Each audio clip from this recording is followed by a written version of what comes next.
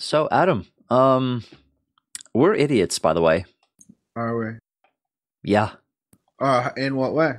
2 weeks ago, we recorded episode 12, and we totally forgot to get drunk and party like it was 1999. Because hey, we've been on air for 6 months. Oh, Woo! you're right. Yay! How about that? We're pretty awesome. You know, I like our show, so it's Apparently, good. other people do too. That's so weird. Yeah, it's nice. It is weird, but I think like I was saying before, I think a lot of it we owe to Deep Strike and also of course to the proselytizing by like the overlords, and we had some nice shout outs like from Carl and all them, so that's cool. Yeah. So, should we get on with the show? Yeah, let's do it.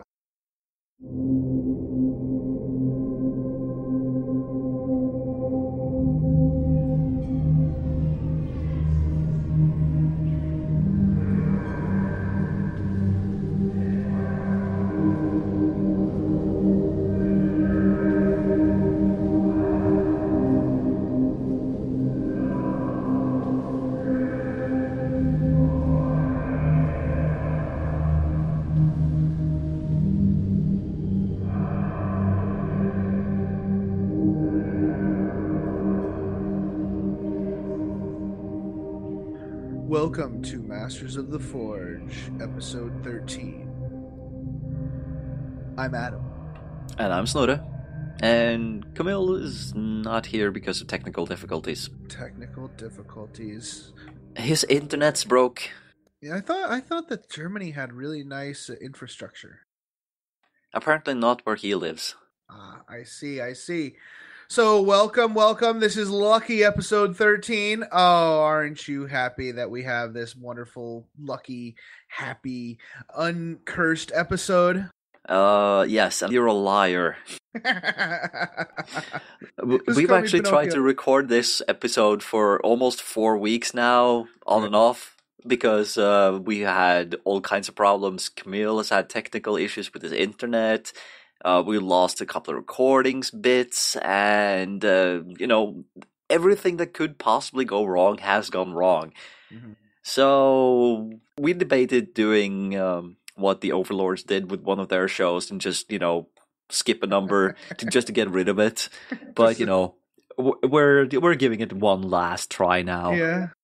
Oh, I sure hope that everything goes well with the editing of the show. Yeah. Be very, very careful. So yeah, I've had a pretty busy week. So why don't you go first, Snorre? Because I hear a little bird told me that it's been a little dry where you are. Yeah, that little bird probably had a big engine and a rotor on it because my hobby progress this last couple of weeks, 0. I haven't played a game, and I haven't touched a model at all. What have I been doing? Well, I finally received my joystick throttle and rudder pedals, so I've been flying helicopter flight sims pretty much every single moment that I haven't been at work or sleeping. It's one of my hobbies. So is it like just flying, or do you have like missions and stuff where you have to like pick up wounded people or pick up people at a like car crash or something like that? Or is it just flying? One of the games I play is just flying. That would be a game called DCS World, where I fly UH-1 Huey. It's That's so super awesome. realistic, and it's quite difficult, but I'm finally starting to get the hang of just lifting off and staying there, just putting it gently back down again. Now, while flying a Huey, are you required by law to play Creedence Clearwater Revival songs while you fly? Not required, but it's part of the feel. You pretty much have to do it. Yeah, the other game I'm playing is Arma 3, which is it's a military simulator, though flying aircraft and helicopters is lacking a lot when it comes to realism. But at least we're playing, it's a military realism unit, so we're trying to do things correctly, and I'm flying people in and out of the combat areas, and sometimes picking up wounded to bring them out again. And it's really fun because you really have to work hard, and sometimes, quite often actually, you get shot down by enemy aircraft. So it's kind of stressful, but Nice. it's And fun. you told me that you guys actually have like CB stations and stuff. We use a radio mod for the game so that we have different radio channels for everything. That is so So cool. that's I kind of love cool. it. I love it. So So yeah, I've yeah, sinned. that's pretty Sorry. good. No, I'll lash myself severely when I finish recording. no, lash your models with a paintbrush. So I've been working on the Titans. They're base. If you were to look at them, you'd say, "Hey, look, those are Titans now." Yeah, I saw, and it was kind of cool that Trevor pretty much hit it on the head, didn't he? When he said that they kind of look like gigantic epic miniatures. I was like, yeah, that was the point. Yeah, so I'm really glad. I'm really glad that somebody said that because that's the whole idea. So that's great. I'm really excited. So I'm gonna be taking 3 weeks off after I get done with this next project for Frontline. And in those 3 weeks, well, the first weekend I'm going to be going on vacation, going to Indiana to visit family for Christmas in October, which we have because most of the family goes down south for for the winter, so it's the only time we kind of can get together for Christmas. The So flock we flies south for the winter. Yes, the snowbirds fly south to Arizona and Florida. And Indiana's pretty nice at that time of year. I mean, New York is really, really nice in the fall. It's beautiful. The Adirondacks are just gorgeous with the exploding colors and everything like that. But Indiana's really nice because you get the like harvest feel and everything's in harvest mode and it's really nice. Um but in those 3 weeks, I'm gonna finish the Titans, get all the details on them, get some sanding and gap filling in, and then I'll prime it, take some pictures, and then send them off. Once that happens, I have some Sisters of Battle for my buddy Kevin that I promised to do for him a while back. They're blue table painted ones, but they're not horribly high level detailed ones, so those should be easy, especially considering how many how many projects I've done for Frontline. Doing doing painting for people is gonna be like nothing now for me. Like whatever, just paint them all. um, so that's cool. And once that's done, it's gonna be Necron time. So I'm looking forward to that. I have something like 150 Necron warriors now that I'm ready to put together, and that's gonna be such a fun project. I can't wait. I'm gonna hate myself at the end. You're gonna have to come on Skype, dude. You're gonna have to Skype with me while I do this on that weekend. So when you're done, you will have a green tide and a silver tide. Yeah, oh yeah. That's the whole idea with the Necron army is just to put a whole bunch of guns on the table and just go poo poo poo poo. It'll be great. Aside from that, we've been working on the Escalation League. I brought Sisters of Battle to that. So I'm starting to like kind of put those together and get those little, just doing some assembly. You do get a free one ticket in the prize drawing for every 250 points you paint in the Escalation League. I'm not sure if I'm gonna get many or any tickets because I'm so busy, but at the very least, I'm assembling it and getting it put together, and that's been fun to try something different. I'm kind of running. I'm just running foot for the 750, like 2 units of Sisters of Battle with Melta and a unit of Retributors with heavy bolters and a Canoness that's all kitted out with like an Eviscerator and everything. She's awesome, but she has a lot of points. And I'm just like moving forward and getting into close combat with models that have no business getting in close combat. It's pretty great. Isn't that how it's supposed to be? Always Yeah, I surprise mean, your opponents by doing the thing they don't expect. that's right. That's right. I should. So I have a couple things that are not 40K related, but I want to impart to the listeners if you don't mind. Yeah, it's okay. Um, uh, I am in love with a game that a buddy brought to the table called Galaxy Truckers. This game is so cool. It is you basically in a nutshell, it is a board game where you build a spaceship and fly it on trading missions. It is so cool. I love it. Anybody who has like a game store where you can try games, like they have games to try. It's an expensive game, so I wouldn't just be like just buy it unless you really love spaceships. Then just buy it because you will love it.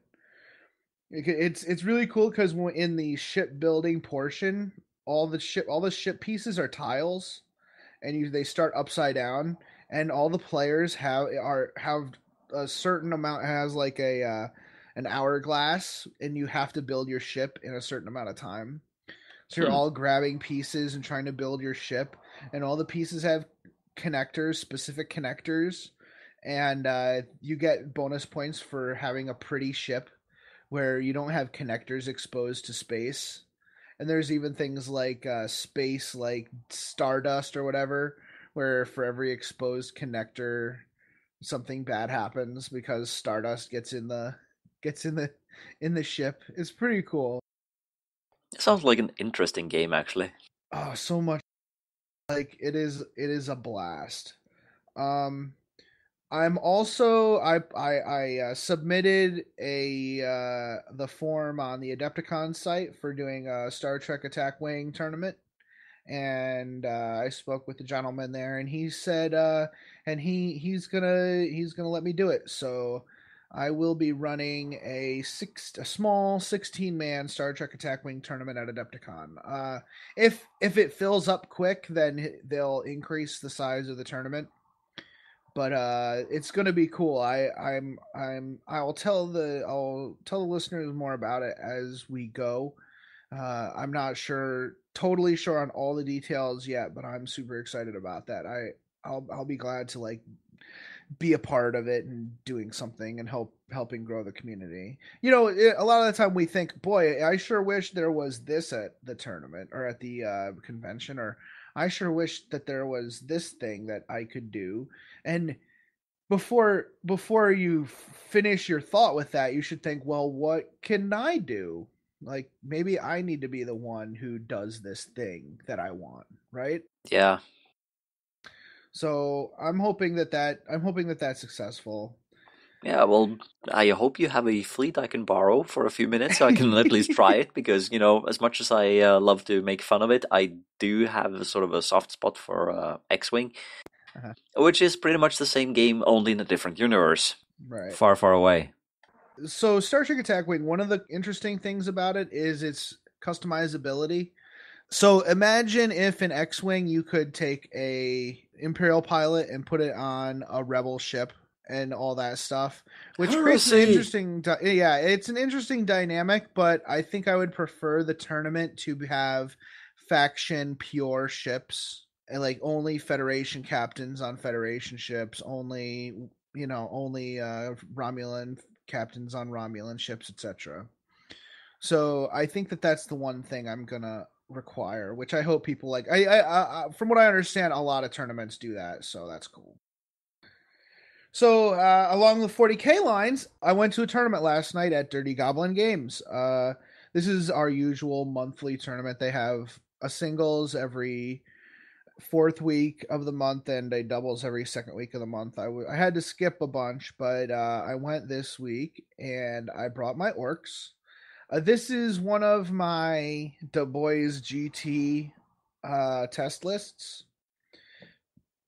This list includes a combined arms detachment, which is required, of a pain boy and a weird boy, and two squads of Gretchen. Those Gretchen have squig hounds, which lets them reroll their morale checks, and they are in looted wagons. This is because Du Bois GT has a maximum of 2 of any unit. So I couldn't take trucks because my tank busters, 2 units of tank busters, were in trucks. I have 2 units of 10 tank busters in trucks. So for that reason, the Gretchen had to be put in looted wagons, which was really, I hadn't taken a looted wagon in a really long time. Uh, so in addition to that was the combined arms detachment. I took the Green Tide from the Gazgul supplement. So this unit is 10 units of 10 orcs. And it's all mashed together into one giant super unit of orcs. So it's 100 orcs running around the table as a single unit, which is hilarious. I put the Pain Boy and the Weird Boy in there, and I also gave like 30 of them. 3 of the units got heavy armor, so they had a 4+ armor save. And there's also, it comes with a war boss, and I made him my warlord. Because if you make him your warlord, the warlord gets to wog every turn, except for the first. So in essence, you can run and assault in every turn of the game using this formation. It is really cool. So my first game was against IG and Grey Knights. This is my buddy John. We got paired up, and it was Hammer and Anvil deployment, and I've been running Sanctic Demonology on my orcs because Hammerhand is awesome, and Gate of Infinity is awesome for orcs, especially with Hammer and Anvil deployment. If I had rolled Gate of Infinity, I would have been right up in his face turn 1. So he decided to kind of deep strike with his Grey Knights behind me as I was advancing forward. So I had a unit of Terminators and a Dread Knight in my backfield. After he almost killed my Pain Boy sitting in the back, I should have protected him better. I decided, all right, I have to take care of this threat, and I killed those 2 units in close combat.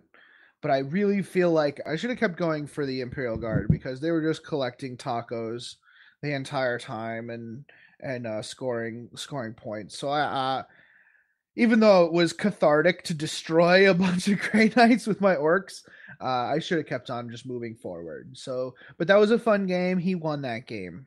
My second game was against Ravenwing. There was a Land Raider with the Bolter banner. Do you know what that is? I forgot. I don't know the name of the real banner, but it basically Yeah, I know what you're thinking of. Yeah, all the bolters get salvo ridiculous.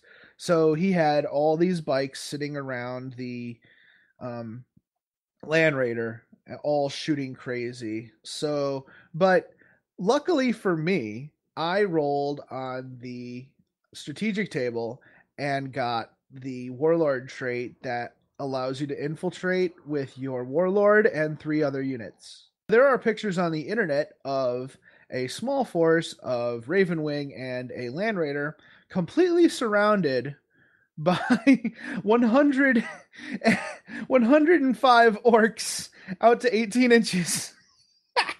I have a feeling there were a great need for clean underwear. It is so funny. Oh man, it was great. I mean, let's not be. Don't get me wrong. There were between I think there were 30 or 40 orcs dead by the end of turn 1 because reasons. Because that's a lot of shooting, even with a 4+ armor and a 5+ feel no pain. That's a lot of shooting, and I lost a lot of guys, but I lost a lot less than I would have had I had to actually walk across the battlefield. So I won that game. I tabled him. That was nasty. That was a nasty game. My third game was against Space Wolves. Space Wolves with the new flyer, some long fangs with las cannons, deep strike, some dudes in a drop pod. I think they're Wolfguard in a drop pod, and some of the a Land Raider with Aryak, and he has Shield Brethren or something now that give him toughness 5 or something, and also some Wolf Cav.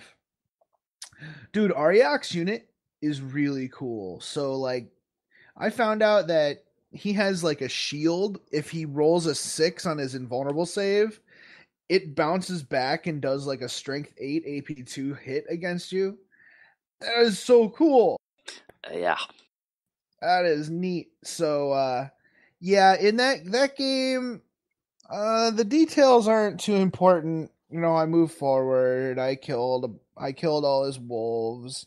He assaulted me with Ariok, and they just got worn down eventually. And it was a very much a battle of attrition. And I didn't actually get the primary objective because of the flyer. The flyer was able to infiltrate, kind of get into my back lines and kill the Gretchen there. So it it was very close. I won the game, but it was so close to a tie that I had no chance of winning the tournament. But a few takeaways. I'm able to kind of refine my list for the boys GT. I was running the Gretchen in a unit of 11, like 10 Gretchen and a run herder with actually a mech with a kill saw in the looted wagons. I almost never got to use that kill saw. I was hoping it would be a cool way of getting ahead and like actually causing havoc, but the trucks and the looted wagons are so fragile that it's kind of not worth the point. So I think I'm gonna chill with that and save some points. But man, I do love that green tide. That is nice. Throughout the whole tournament, all the tournaments though, I did finish my games or get to turn 5, but only because I had my opponent help me move models. Yeah.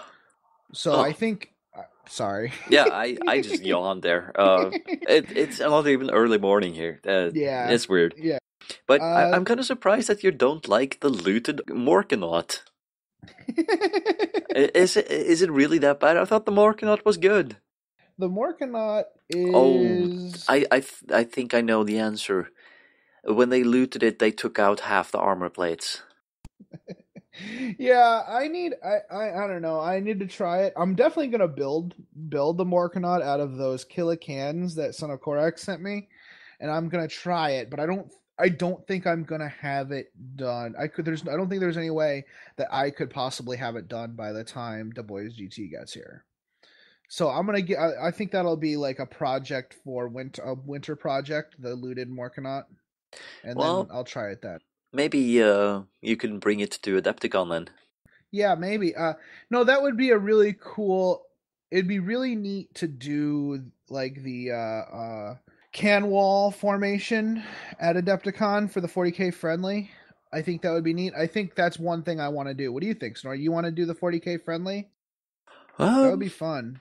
yeah, I'm bringing models, so we've got to do something. But I guess we'll have to Right. look at the schedule and see Well, well, the what we thing can is, do. it'll be during the day. So I think the 40k friendly actually ends at a time where we can go to our dinner afterwards without a problem. They don't do a lot of rounds of that. That's good.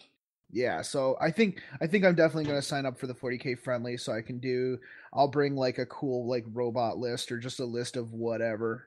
You know, it's just for funsies, just for funsies and that should be fun. So that was all. That was last night. I went to bed at 2 a.m. Blah da da da dee. So I Yeah. had a good time. I bought. My grandma sent me a check for my birthday for $50. So I bought my little brother-in-law what are they called? The sanguinary priest for his blood angels, and I bought myself a with my third place prize money, and the rest I bought another box of Necron warriors. So that's gonna be so much fun. I can't wait to build that Necron army and just plop it on the table and watch people go, huh? Yeah. So, hey, speaking of the Necron army, one thing that I decided to do, and I'm kind of curious about how you're going to do that. Are you planning on gluing in the green tubes after you've painted them, or or do you plan on doing what I did, which is basically glue it in right away, spray paint the whole thing black, and then paint some other color on top of those green tubes for the gauss guns? Actually, yes, I'm going to do exactly that. I'm going to do what you did, and I'm actually using the energy color as my unit designation. Ah, So Yeah, so it'll be a red glow for one squad, green glow for another squad, blue glow for another squad. That'll be, and maybe a little OSL on like the chests and faces or whatever, and that'll easily determine what. And I'll do their eyes that color too, glowing eyes and the color of the energy. So that should be good unit designation for them. Sounds good. Right. All right, man. I think that's our intro, and I think I hope everybody enjoys the forthcoming segment on the lost units of the 41st millennium. Yes, we've dug through the archives and taken some guys out of retirement. I'm getting too old for this stuff. Yes, we had to bring Marbo a Zimmer frame, but he came out. All right, we'll be right back. Are you looking for a good hobby blog? Are you in need of a tutorial? Maybe you just want some inspiration to help you get started. Well, look no further than the 40K Hobbyist. Drew is a 40K hobby veteran with more than a decade of GW hobby experience under his belt. Follow one man's journey through the hobby as he dabbles in new experiences such as Forge World Titans, building terrain tables, starting new Space Marine chapters, and much, much more. Stop in for modeling tips, tutorials, bits theory discussions, and just to see some darn cool models. If you have any questions, you can always email him, leave a comment on his blog, or reach him through Facebook. He's always willing to do whatever he can to help expand the hobby and make you feel the best painter that you can be. Stop in and check out the 40K Hobbyist at 40khobbyist.blogspot.com. That's 40khobbyist.blogspot.com, or find him on Facebook. Welcome back, everybody. This is the part of the show where we're going to be talking about some lost rules in the 40K universe. And not only rules, also lost lore. Don't forget about that. That's true. So we're always looking for ways of expanding your experience on the tabletop, and as far as the lore is concerned, and I think a lot of new players would be interested in hearing about some of the stuff that's fallen by the wayside, and some of the graybeards out there would be very interested in coming up with new rules to play these old characters and these old scenarios and whatever in a 7th edition environment. As we promised in the last episode, in this episode we're going to provide some lore and stats for some characters which were lost, but we also have some discussion about some of the features that appeared in some of the older codices, and also a mission that's been resurrected from the archives lost. Yeah, we're also definitely going to talk about not only that those units and characters dropped out of their respective codices, but also can speculate about the why. Because for some of them, it's quite a recent occurrence that did have some impact on the internet community and was talked about a lot. But others of those might be something obscure. Most of our listeners, or some of our listeners, might not even be aware about. Right. At this point, let me give you an introductory thought to the whole topic in itself, because I think that's interesting. Just imagine if it wasn't for the internet, and its endless resources and wikis and forums and people who are very enthusiastic for retro stuff in terms of the 40K universe. And loves to just gather up and whine about stuff. Yeah, exactly. But just imagine we wouldn't have that, and 40K would go the way it goes with, pretty much without comment writing in new characters, like just plain forgetting old ones. And those, those lost and forgotten units just being, gone as soon as some new player just buys the current codex because that's all he needs, and like doesn't even have a clue that there's like 5 progenitor models to that codex, and that they offer like wholly different units and like insights about their lore. I think that's a fascinating thought. Just imagine where we would be without the internet, and how difficult it would be to, transport the sheer depth of the 40k universe, and how you would be pretty much dependent on sage-like people who collect everything way back into the 80s. But at the same time, if it wasn't for all those grumpy old people who just have to have that old version of that guy that was cut back in the 2nd edition or something, I think the lore would probably be a lot more easy to work with in terms of the 40k universe, simply because some of those old contradictions and such, no one will remember them. Yeah. Grandmaster of the Second Brotherhood, Voth Mordrak. So, Mordrak first appeared in the 5th edition Grey Knights Codex, and was summarily executed for the 7th edition version. I'm not sure if it's because there's no model or what, but he's just gone. But his fluff was rather interesting. So Grandmaster Voth Mordrak has long been haunted over the loss of the fortress world of Mortaine. Although his campaign against the incursion of renegade space marines known as the Company of the Shadow was quite successful, they were caught unawares by Huron Blackheart and his fleet of Red Corsairs. Every one of his brothers was lost when the Corsairs fusion bombed the world. As the only Grey Knight to survive this deadly conflict, actually, Mordrak's guilt has plagued him no matter where he goes, and no matter what great lengths he pursues to cleanse himself of the taint of that failure, how he perceives it. The voices of his fallen brothers in his mind began to grate him, nearly driving him mad, and that's sort of a Crimson Slaughter scenario we got Yeah, right here. I was thinking the same thing. Yeah, of course you are. We did an episode on them. Oh, right. And that could also be why he was cut from the Codex, because maybe he just went over the edge. Well, he was also kind of weird, just saying, sort of out of there in terms of how far can you go with Space Marine character design. And up to today, I'm not sure if he's like too special snowflakey for his own good in that codex, or if I like it or if I really don't, because I haven't thought about it too much, but he's definitely interesting. Yeah, and I wonder, Space Marines, particularly Grey Knights, are supposed to have this iron resolve, and for him to crack, his mind to crack like that, or perceive to crack like that, might be kind of a blemish on the lore, and they just didn't want to deal with it. Or the Inquisition dealt with it. Yeah, and that's why poor Matt Ward doesn't work there anymore. Yeah. I'm sure Mordrak has everything to do with that. Maybe it was the ghost of Mordrak that was haunting Matt Ward. Ooh, yeah, maybe he's like the Casper, the frantic ghost of the 40k universe, only that he's grimdark and horrible. Alright, carry on. Yeah. After a time, the Grandmaster's companions were more than just voices.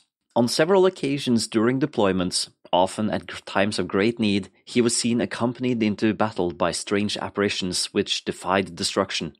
Terminators bearing the heraldry of the men slain on Mortaine, Mordrak soon realized that these were not mere ghosts haunting him. It was his own psychic potency which summoned forth these oddly tactile apparitions, giving them the animus to do battle against the foes of the Imperium. I'm having the funniest picture in my head right now, how Mordrak goes into battle with those ghostly apparitions of his lost battle brothers, and suddenly, in that hour of dire need, the Legion of the Damned appears. Right. And they're like, oh, I see, you already got, oh, this is awkward. Oh, yeah, I'm sorry. Okay, ghost slot taken, got it. Yeah, it's not the hour of greatest need anymore. Like, yeah, have fun and stuff. We're really, sorry for interrupting. That might be a really good point, Camille. Like, that's it could be that these guys just filled a slot that was already filled by something that has their own codex. Yeah, and I mean, with 7th edition, the Legion of the Damned, like, even got their own supplement. So, Right. it does sign a sort of lead, or rather, you know, just offer the speculation if GW didn't just make a conscious decision to only have, like, one, like, you know, Spoofy, troop. noodle, deep strike when in the greatest time of need. Yeah, exactly. Guys, yeah. Like, there's only room for one kinds of ghosts among Space Marines. We don't want to water down that profile. But hey, Mordrak could have had his own personal Legion of the Damned. Right. Oh god, Yeah. that would have like make speculation about the origins of the Legion of the Damned go crazy once again. There's an interesting thing about Mordrak, though, is that, you know, it's his psychic ability that brings them forth. So they could be ghosts. They could be ghosts that are given animus, like they were saying, through his psychic powers, or they could simply just be psychic beings brought forth by his psyche. They could be, like, technically demons. Yeah, pretty much. Today, Mordrak is on a personal mission to bring vengeance upon Huron Blackheart in the hopes of giving his fallen brothers the final rest they deserve. Unfortunately, this often puts him at odds with the greater goals of the Ordo Malleus. Or rather, put him before they, you know, just puts his own locked him away. Right.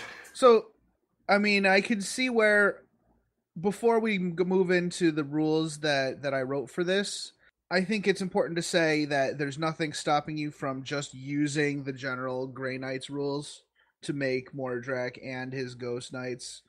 Like, there's a lot of ways you can kind of just build a Grandmaster and build a unit with some special rules and just go with it, right? Or just, you know, portray them by using as counts as by using the rules of Right. Paladins or whatever. I mean, Right, or even Legion of the Damned, right? or even Legion of the Damned, yeah. So, although I think he can't join Legion of the Damned. that's true, because Legion of the Damned have that rule.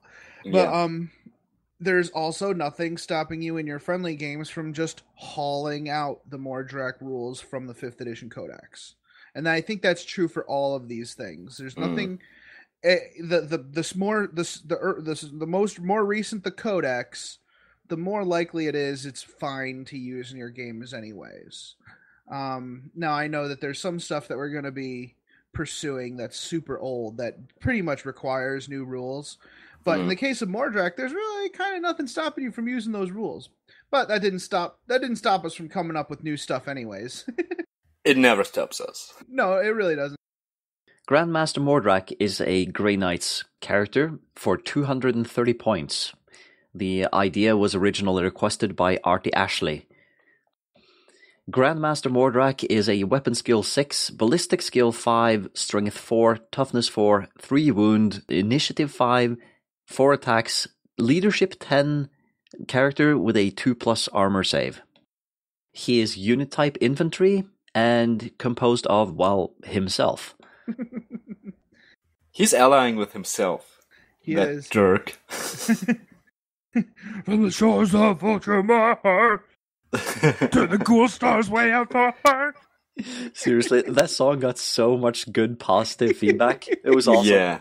I think, okay, no, that's not the place for it. Let's continue with Mordrak's war gear. We got Terminator armor, Stormbolter, and a mastercrafted Nemesis Demon Hammer, which is, like, definitely the title of the first album of the metal band I'm now gonna go founding. Mastercrafted Nemesis Demon Hammer!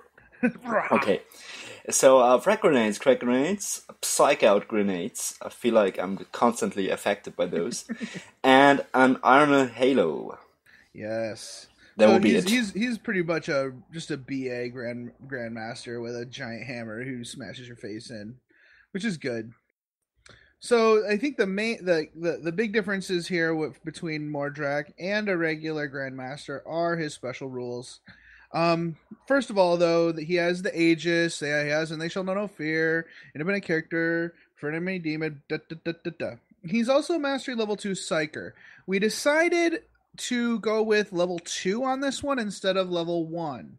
He used to be level 1, but I really think that his ability to summon forth these Apparitions. yeah, I think it bellies a bit more powerful power in the warp. Well, you could argue that it's more of an instinctive kind of power because he didn't consciously summon those. But on the other hand, we're making the rules; it's our call, and I totally see where you get it from because he's definitely potent enough for level 2. So level 2 away. Thank you. So, and he also has Purity of Spirit. He's also got the Warlord trait First into the Fray automatically, which is the Warlord trait which allows his unit to deep strike on the first turn. This makes total sense. It's actually it's basically the Warlord trait that's named after his actual special ability in the 5th edition Codex. But the first big difference is the fact that he has one special psychic power called Summon the Fallen of Mortaine, which is a Warp Charge 2 power that adds 1d3 Grey Knight Terminators with no upgrades to a unit of Ghost Knights. These new models must be placed within unit cohesion of a model in the unit which was not summoned this turn. So basically, you can't string them out, Next is the Ghost Knights of Mortaine. When building your army list, if your army includes Grandmaster Mordek, you may select one unit of Grey Knight Terminators in the same detachment and designate them as the Ghost Knights of Mortaine. And this unit has no battlefield role and does not use up a Force Orc slot, and therefore will likely not enjoy the Objective Secured rule. This unit of Terminators may take upgrades as normal, but may not purchase a dedicated transport. And I can totally vividly imagine those ghosts getting into a Land Raider is getting seated and then it drives off and they're just sitting in thin air, and that's ridiculous. like the cab in Ghostbusters. It's do not trust that cabbie. He is not going to take you anyplace nice. Yeah, definitely. It's hilarious. Okay, so the Ghost Knights of Mortaine begin the game off the table, and at the end of the controlling player's psychic phase, Mordek may summon forth that unit as if they were deep striking with no scatter, actually. So similar to the Legion of the Damned 2. And the Ghost Knights must be summoned within 12 inch of Mordek. If they are summoned within 2 inch of Mordek, he immediately leaves any unit he is in and joins the Ghost Knights unit instead, because they're just cooler to hang around with. Those are his old buddies. They're his bros. Yeah, exactly.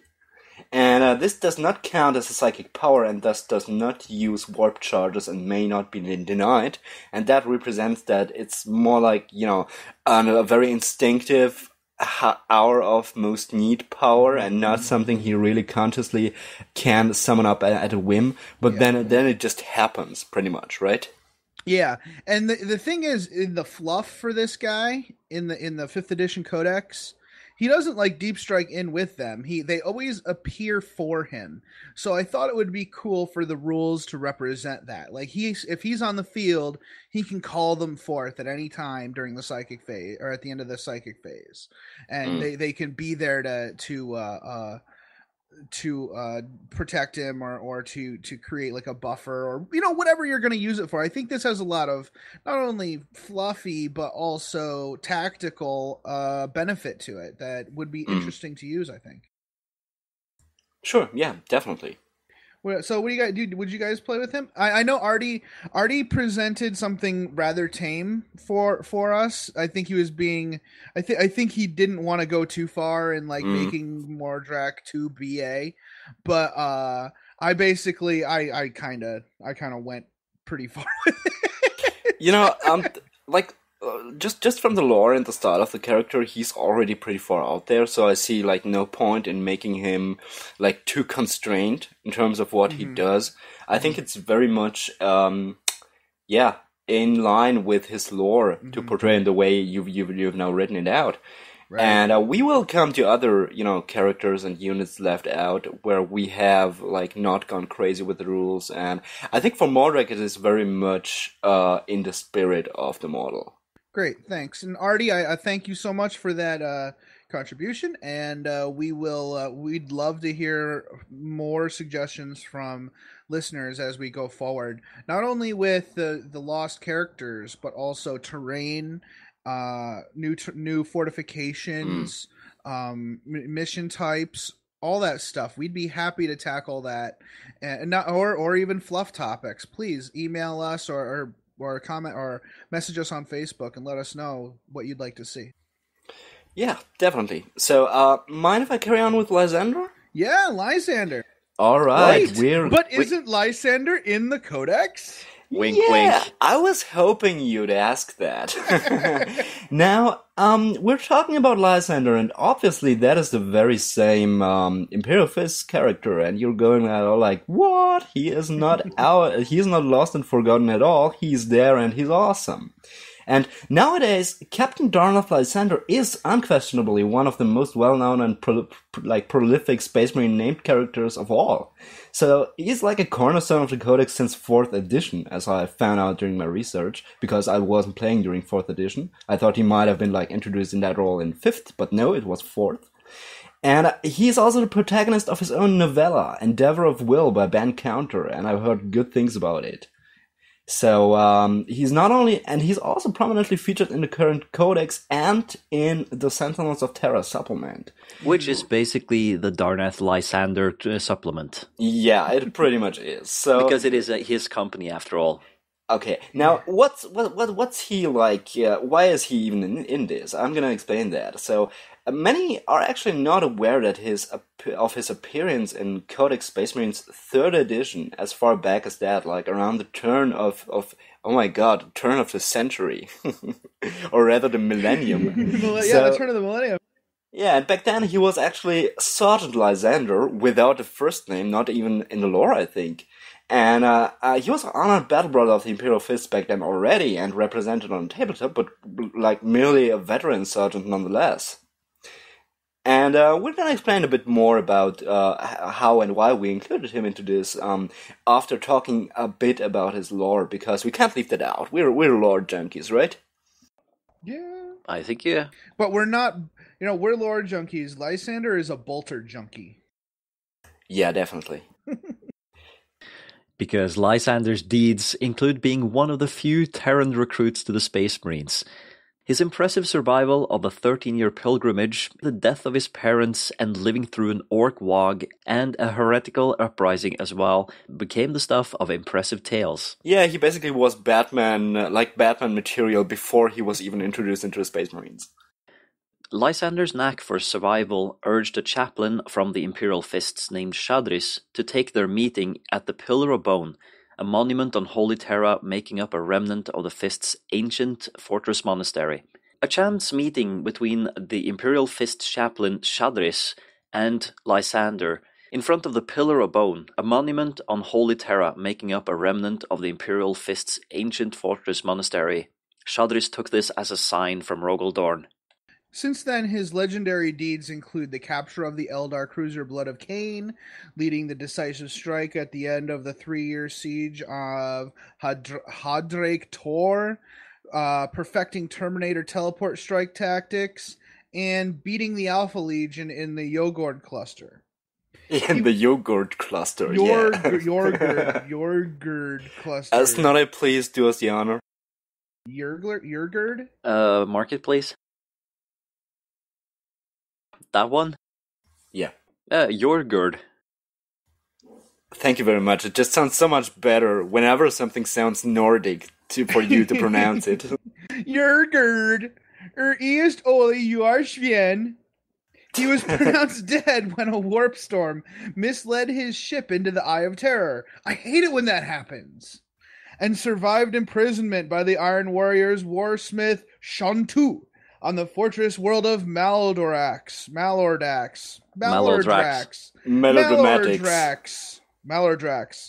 Lysander escaped and returned to his chapter a millennium later, took terrible revenge, razing his former prison, faced and beat Shantu again in the battle for the Endeavor of Will, as well as on Taladorn, albeit paying a bloody price. Over time, he commanded the 2nd, 1st, and 3rd Company in battle as a brother captain, as well as being offered the position of chapter master and refusing it during the infestation of Drashin. Oh my goodness, his deeds sound like an ancient Klingon warrior who has refused to die in combat. Definitely. Oh my goodness. You know what, Snorre and Camille? You know what would be really good? If there was a way that we could represent Dorne's rise of power throughout the millenniums. You mean Lysanders? God damn it. You know what, Snorre and Camille? It would be great if there was a way we could represent his rise through the ranks of the Imperial Fists. I wonder how we could do that.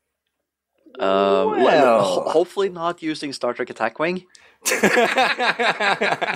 No, actually, much of this is beside the point right now, because this is where he currently is. These are his deeds as portrayed in the Codex and in the multitude of sources concerning Darnath Lysander. But back in 1998, Sergeant Lysander, no first name given, and his background blurb only told like a single tale about him, none of all that. And I'm just gonna straight up quote the 3rd edition Space Marine Codex right now, and everything that was written about his lore in that book. Sergeant Lysander was awarded the Imperial Laurel by Captain Venatus of the 2nd Company for his acts of extreme courage and resilience under fire.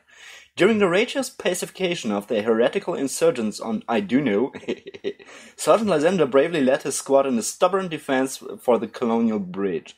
For 14 hours, Lysander and his men held against wave of attacks by the hateful rebels who had forsaken the glorious Emperor of mankind for the false glories of the fallen gods. Well versed in the rites of battle, Lysander guided his men surely and strongly, bringing the vengeance of the Emperor in volleys of controlled, effective bolter fire. When Lysander and the survivors of his squad were relieved in the end, it took several hours to clear the corpses of the shadow-shrouded recreants so that the bridge could be crossed. Excerpt from the Liber Honoris, Imperial Fists chapter, Legion Astartes. The heretical insurgents on Iduno. Yeah, or I don't know either. Yeah, exactly. Adam and I, we were talking about this a little bit earlier, and I think everybody's talking about that. We came to the conclusion that was like, okay, so we've colonized these 50 worlds and everything, but what do we call this one? I don't know. Excellent. Carry on, you jokers. He may have been only represented as a standard profile veteran sergeant with, like a mastercrafted chainsword, but we can't overstate his importance, and he deserves a little extra, since a rule called Bolter Drill was first brought up in this book in regards to the Imperial Fists, allowing his squad to re-roll all of their to-hit rolls, making this the prototype for their current chapter tactics 16 years later. Yeah, so he basically, typecasted the Imperial Fists into what they're doing the rules today, and I think that's noteworthy. Yeah, I mean, it should also belly how important it is that the training style and the fighting style of a chapter master or at least a high-ranking captain in a chapter will affect those coming up around him. And apart from the coolness of a sergeant-level named character, for a little extra flavor, imagine the narrative possibilities of past versions of famous characters from all kinds of codexes for use in historic games of 40k. Just imagine what kind of deeds would Brother Captain Calgar do, and Master Sergeant Creed, Shasla Show, or even Company Master Azrael. Yeah, or a upstart knob that would become Gazgul Urug Thraka. Yeah, definitely. I was thinking about Gazgul too, but then I thought, Adam's gonna mention that. I don't need to write that into that part. Gazgul Mag Urg Thraka. Mag. Sorry, that was awesome. I forgot Margaret's first name. I sort of assumed that his name rather got longer over time, and that at first he was just like, Gaz. Full stop. He's a gas knob. Yeah, pretty much.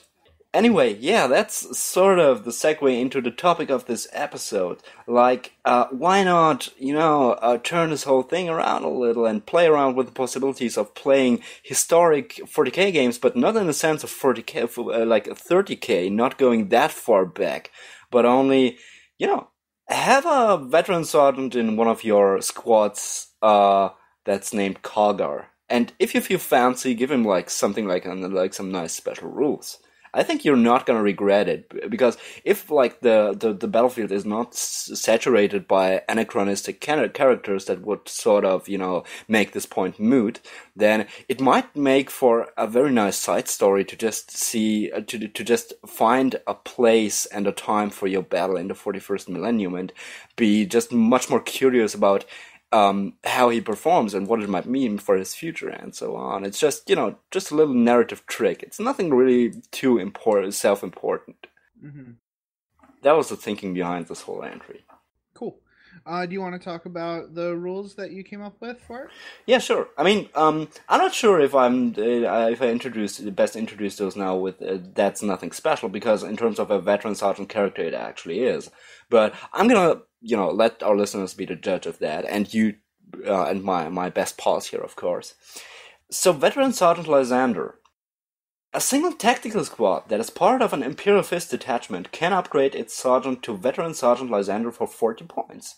Captain Darnath Lysander cannot be part of an army featuring veteran sergeant Lysander for obvious reasons of, Marty McFlyism. Lysander has a weapon skill 4, ballistic skill 4, strength 4, toughness 4, 1 wound, initiative 4, 2 attacks, leadership 10, and a 3+ save.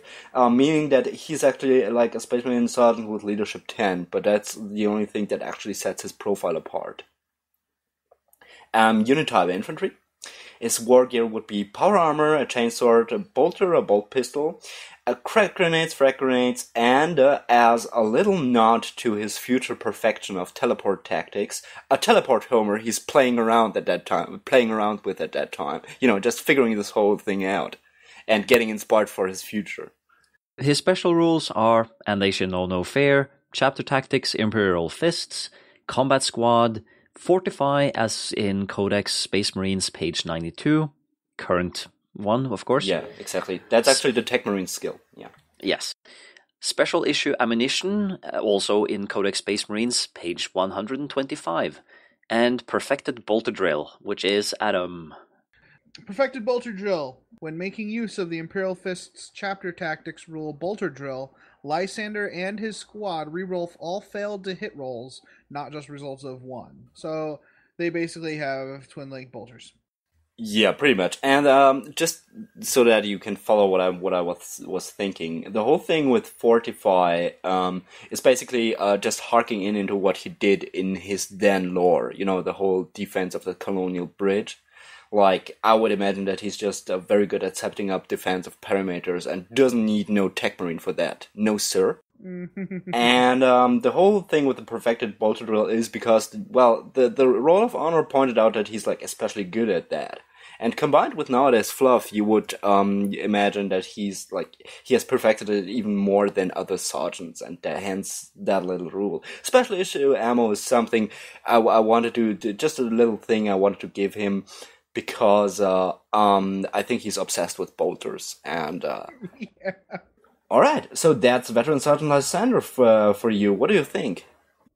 I think it'll be cool. You can basically show the advancement of Lysander through the ranks of the Imperial Fists in your games. If you want to do like a cool like five game campaign arc or something like that, it would be a fun way to do it.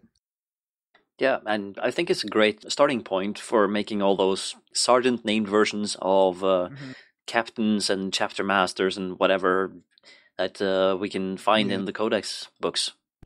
Yeah, and honestly, I think the only thing that would be, you just swap out the perfected bolter drill with whatever special rule you want, and everything else would kind of almost be in line with pretty much any other sergeant that's real veteran sergeants that's risen through the ranks and is just about ready to take a command of his own.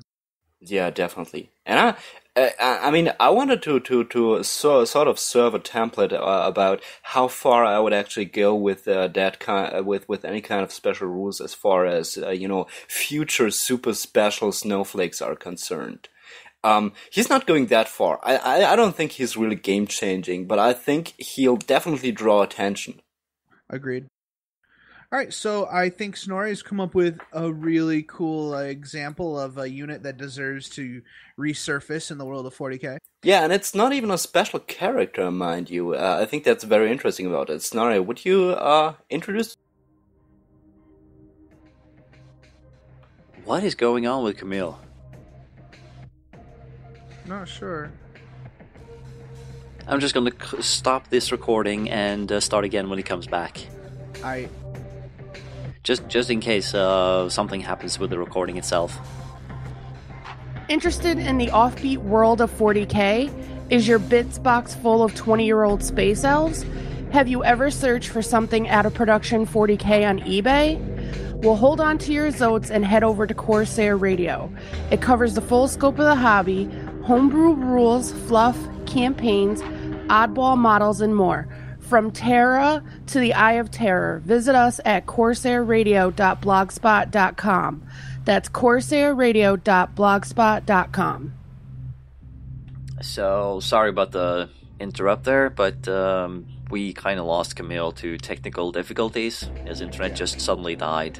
So, it's Adam and me doing the mop-up. As usual, mopping up. Spill on aisle 3! Spill on aisle 3! Oh my god. You don't know pain until you've seen a child knock over like 4 giant bottles of Tide clothing detergent. Oh. The nightmares from your Walmart days. Oh yeah. Oh jeez. I'm so glad that we don't really have that kind of problem where I work. These are American children. They know no bounds for their destructive capabilities. So, just like the politicians in the U.S. then. Exactly. We raise them up from that young. So, what were we moving on to? I think we're moving on to the Necron Pariah, right? Right. Snorri? Yes, that is true. It's pretty much the one unit they dropped from the new, technically new 5th edition Codex, since I'm pretty sure the Necrons are gonna get the 7th edition Codex really soon. I hope so, because I just bought another box of Warriors in the hopes that they decrease the points cost by 1 point. I think Immortals are probably better, and they definitely could do with a points drop. Yeah, a little bit. It's not that they are super overcosted at all, but it's just Immortals are awesome, so I want more of them. But yeah, Necron Pariahs. They are kind of the strange unit in the Necron Codex because it seems like they're not actually Necrons. There have been many parallels drawn between the Calyxus assassin, which we will talk about next show, and the Necron Pariah, because the best theory that the Imperium has come up with on how they have come to be is that the Pariahs are actually humans with the Pariah genes that have been assimilated into Necron bodies. That sounds so cool. Yeah, and it's also quite creepy, because if you think about it, the description of a Pariah, a person, a human with a Pariah gene, is that there's probably one born every 100 years or so per system, and there's quite a few systems, but still there aren't many people with the Pariah genes, and most of them, hopefully for the Imperium at least, become Calyxus assassins. How long have the Necrons been collecting these guys? Because it seems like Pariahs are fairly common in the old, not super common, but fairly common in the old Codex. It would have been cool if GW had put them in more of their own data slate or something. It could actually have been a nice way. So, as we all know, at this point, going back into the history of the universe, what is it, millions of years ago, there was a war between 2 godlike creatures, one side you had the old ones. They're great psychers and builders of the webway, and they created the Eldar, right, Snorri? That is correct. They also created humans, I think. And on the other side were the Necron Tier, who had no psychic abilities whatsoever. So this sets up for obviously the just construction of ways of combating the psychic abilities. Yeah, and if we mix the stories between the 5th edition and the 3rd edition Codex a little bit, you have the whole 5th edition Necrons, or Necron tier actually, just having infighting because, well, they have their dynasties and everything's really crappy, and they die really young because of the radiation from their old sun, and their gene pool is just so bad at this point. So, we have to unify the people under one flag and fight an external enemy. And they have this great idea to go after the old ones, which is like the worst idea ever, because the old ones will just run circles around the Necron tier and almost wipe them out.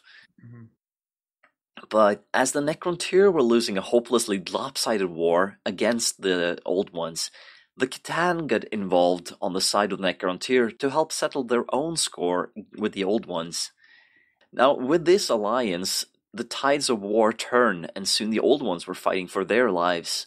And in a desperate move to try to get the upper hand again, the old ones created the Eldar, but this also failed miserably because, well, there was so much warp stuff happening with the old ones' own warp skills and the Eldars' also warp skills that, you have the Necrons on one side with the Khitan, and you have the enslavers that we covered in a previous episode, and warp storms and everything, and this just made a complete mess of the old ones. And in the end, destroyed them. Dun, dun, dun, dun. Yeah, how to ensure your own extinction. Though, there's no real proof of where the Pariah gene was implanted in the humans by the Khitan or the Necrons as a weapon to use against the psychic races in the future, or if the gene is just a random fluke, but it sounds very plausible. That I'm sure that there are a lot of little projects scattered throughout the galaxy that no one's figured out or found out about yet. And it makes for a really cool conspiracy theory that people can talk about, because Right. there's no proper answer one way or the other. Mm-hmm. The effect of the Pariah gene, coupled with the very human-like appearance of the Pariah, leads to a very disturbing scene for anyone who sees them. Yeah, humans and Eldar are just really creeped out by Necron Pariahs. Right. Yeah, I can imagine. Like, in the I don't have it. I've never seen any pictures, but in my mind's eye, I'm seeing a twisted shell of like robot fused human and robot parts. There's a tortured being whose sole existence is to negate psychic powers. Well, let me disappoint you. They're just kind of like very human looking, only they're metallic, so they're not quite as skinny as a Necron warrior.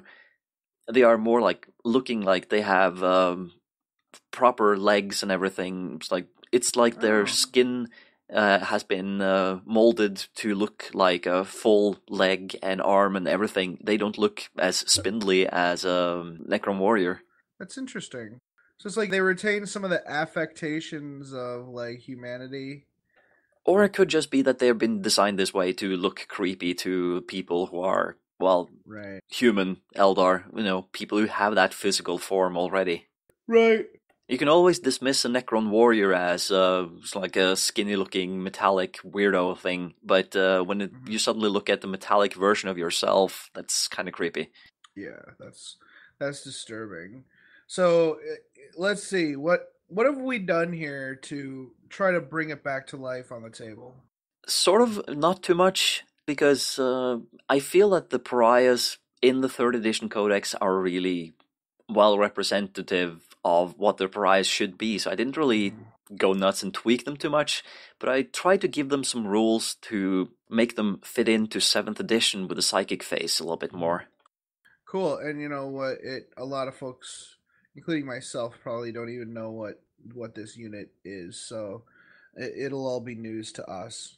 So, Necron Pariahs squad is 136 points base, and they are an elite slot, only selectable for Necrons. The Pariah is a weapon skill 4, ballistic skill 4, strength 5, toughness 5, 1 wound, 3 initiative, 1 attack, leadership 10 with a 3+ armor save. It's a type infantry, and the unit composition is 4 Necron Pariahs.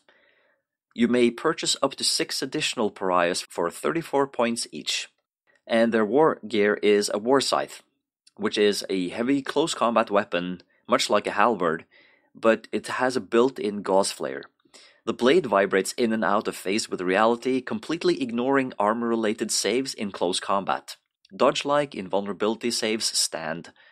Attacks against vehicles are made at 2d6 plus strength. Cool. So for the war scythe, would they ignore the 5+ invulnerable save of Terminator? Yeah, I would probably say that because the 5+ invulnerable save of that armor might be a shield, it might just be that there's an extra coating of something inside the armor that helps stop things that would normally go through power armor. But if you look at I think it is the Dark Eldar that has this dodge ability. Yeah, they do. The witches do. Yeah, and exactly. Also, like if a Calexis assassin jumps in against the Pariahs, she don't care. She's like, exactly. They will be so skilled athletically that they will dodge this thing. But if it connects, you're most likely dead. Right. So one of their special rules are soulless.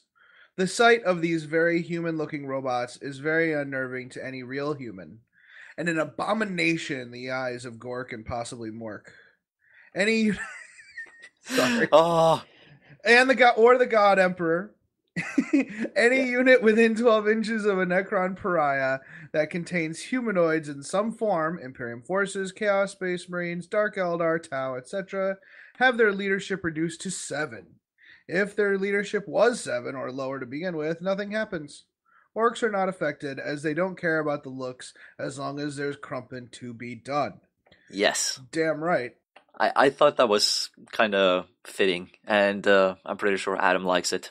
Yeah, I just love how everything about Necrons, it's time and again they're like, but except orcs because orcs are weird. And yes. You know what? I truly think, listen, I really want to sit down and write like either a short story or a novella sometime about orcs. Even though I bet a bunch of dudes have written the origin story for orcs multiple times. But like, I think it would be really cool if the story is like a grot happens upon an ancient like shuttle of the original Orcan species, like the predecessors to the Gretchen, and like he learns the whole story of how the Gretchen designed the orcs to fight against the Necrontyr. And I really think that that's what orcs were designed to do, and that's fight the Necrons. Never really thought about that one. It seems like it could be the case. Possibly. But what's the next special rule for these guys? The next special rule would be Psychic Horror. And this is where it starts to get 7th edition-y. This one was in the old Codex, but it was too good to just drop. Mm-hmm. Any Psyker that begins their turn within 6 inches of a Necron Pariah must take a morale test. If they fail, the Psyker and any squad they are in flee. In squads of multiple Psykers, half the number of Psykers rounded up must take the test. What? So, if you have that Eldar Seer Council on jet bikes swooping around, make sure you don't park them range of a Necron Pariah unit, because the more guys that have to take this, the bigger the chance of one of them failing, and then they all have to run. Kill it with fire! And the last one is one I cooked up myself for 7th edition specifically. And that power is Warp Void. At the start of every psychic phase for every 5 pariahs on the table, regardless of what squad they're in, or if they're fleeing, the controlling player adds 1 dispel die. If you have 3 full squads of 10 pariah, you get 6 dice. If you have a squad of 4 and a squad of 5 for a total of 9, with 1 pariah fleeing, you still have 2 dice, total of 10 pariah on the table. So, yeah, that's awesome. So, like, every 5 pariahs, you get a dispel die. That is awesome. And that makes total sense. My thinking behind this was really just their presence on the table messes with the warp, and that makes it harder for other psykers to manifest their powers. Yeah, and it's not like your Necron army is going to have a preponderance of dispel anyways, so it's not like it's game breaking in that sense.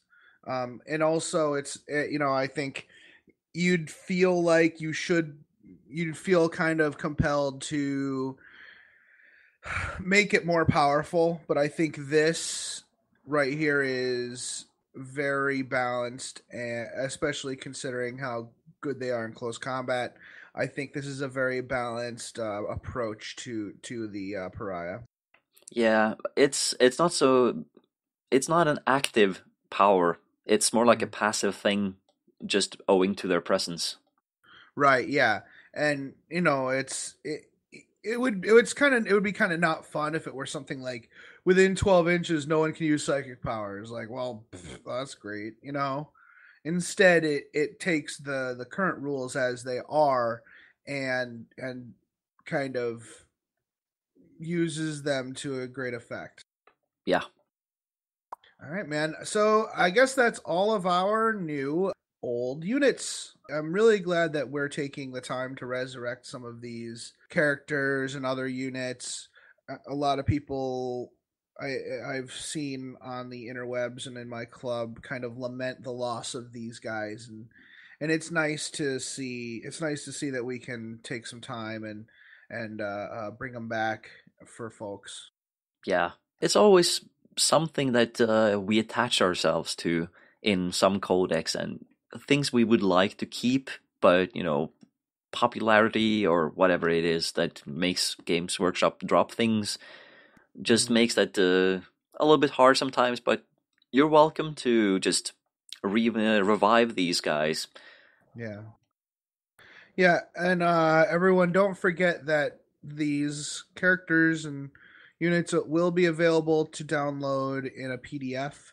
It'll be on the website and also in the show notes of our Facebook post as well. So I think that it's time to move on to the mission you made. Yeah, let's look at that. So we were looking at some of this old content, and there were a few things that we would like to resurrect beyond units. I was looking at that 3rd edition not Witch Hunters, was it? Daemonhunters. Yeah, the 3rd edition Daemonhunters Codex, and I was pretty impressed by what I was seeing. There is some great art in there. There's some great story stuff in there, some great narrative. Like they're talking about narrative and stuff like that in there. And one thing that we were talking about, that we just got chatting about, that we were excited about, was both the Daemonhunters and which one were you looking at? Witch Hunters? I was looking at the old Witch Hunters, yeah, the old Sisters of Battle Codex. Yeah, and both of those have 2 pages devoted to reasons why. It's like old school D&D adventure ideas almost. I would almost say it's a kind of you can compare it to a matrix of who, what, where, and why. Right, and like World of Darkness used to do for its vampire clans and mage whatever they're called, all their factions. They used to have pages and pages devoted to social behaviors, Yeah, why would these guys like each other? Why would the same people hate each other? Mhm. What would the reasons be for fighting each other? Mhm. And there were so many cool ideas you could take out of this. Right. So like the Grey Knight book actually had some like cool ideas on, all right, why would you be fighting a Space Marine force? And that's something that we always have a problem, like a lot of the time it's like, oh, why would these guys be fighting? This is not very narrative. Well, it gives you kind of some ideas for why you would be. Now, normally with the Grey Knights Codex, it's the Space Marine player who's going to be making concessions on their story. Or like the warlord of the Space Marine contingent is thought to be a chaos conspirator or whatever, fall into chaos or something like that. Yeah. Now, that doesn't mean that you are, because we're talking about the Grey Knights here. Inquisition, they're jerks. Yeah. Yeah, it would be like one of the seeds from the Witch Hunters Codex that said, why would Sisters of Battle fight Space Marines? Well, maybe the chaplain of the Space Marines was so radical that he had sort of gone away from the imperial truth that the Sisters believe in and gone more for the Emperor worshipping version, which is quite correct for old, like First Founding, for example, Space Marine chapters. And the Sisters might not like that, so they might go in to teach them a lesson. Yeah, Sisters be like, so, word bearers, huh? So, anyway, mission. Yeah, mission. So, yeah, there's also a cool mission in the back of the 3rd edition Grey Knights book called Stop the Ritual. The Grey Knights have responded just in the nick of time to a grave threat to the region.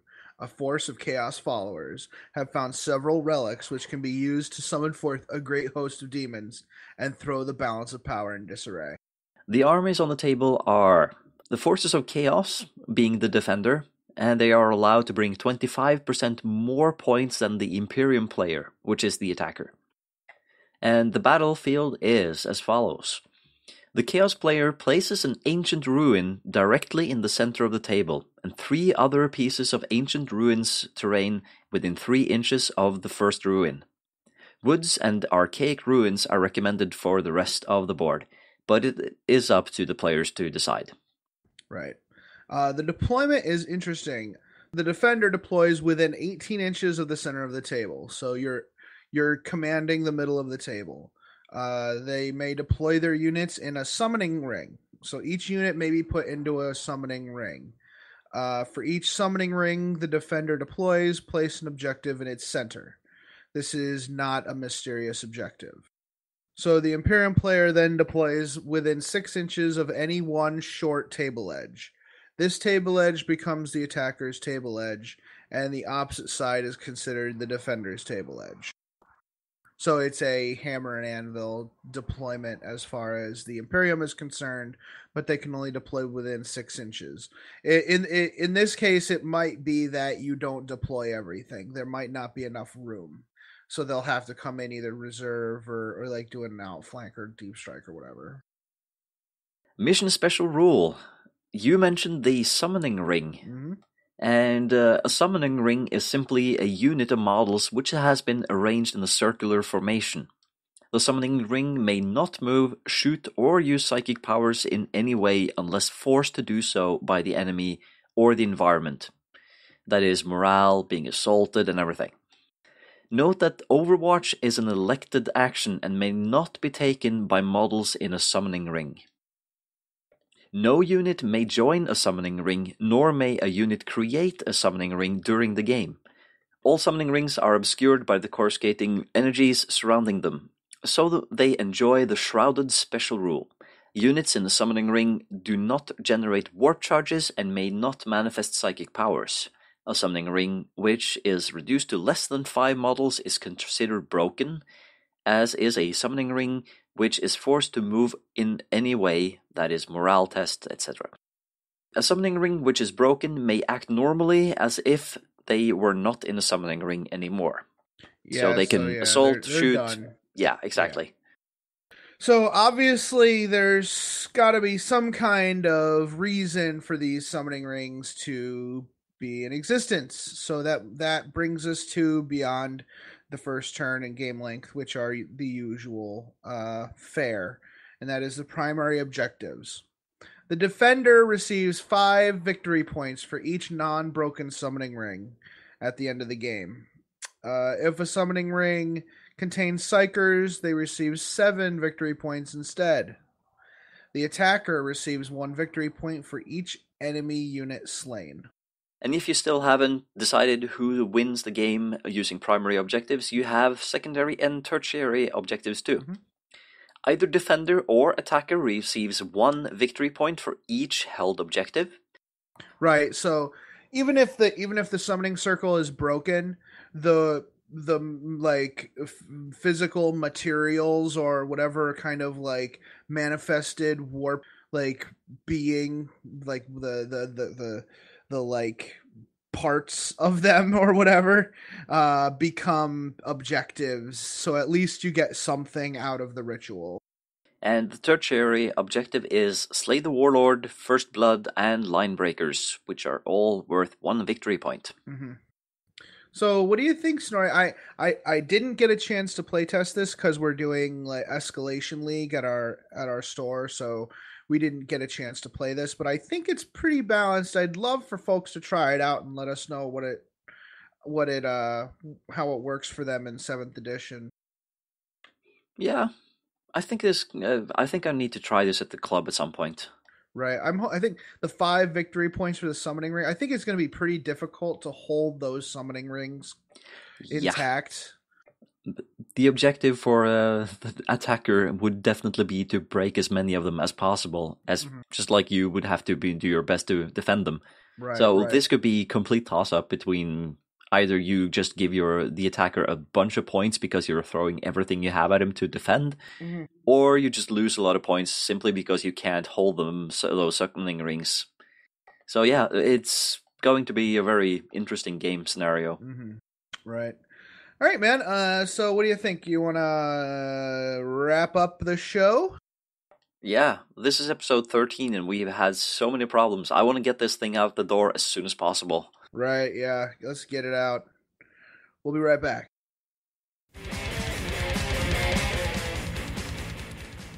Hey everybody, check out Veterans of the Long War, a Warhammer 40k podcast on iTunes and on Facebook.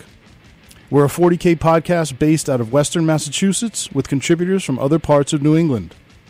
We talk hobby, tactics, news and rumors, check out new releases, and talk about our local and regional 40k scene. We're looking for new contributors, so get in touch if you want to be a part. Check us out on iTunes and Facebook. That's Veterans of the Long War, a Warhammer 40k podcast. I think we're done. I think we've finally earned some rest.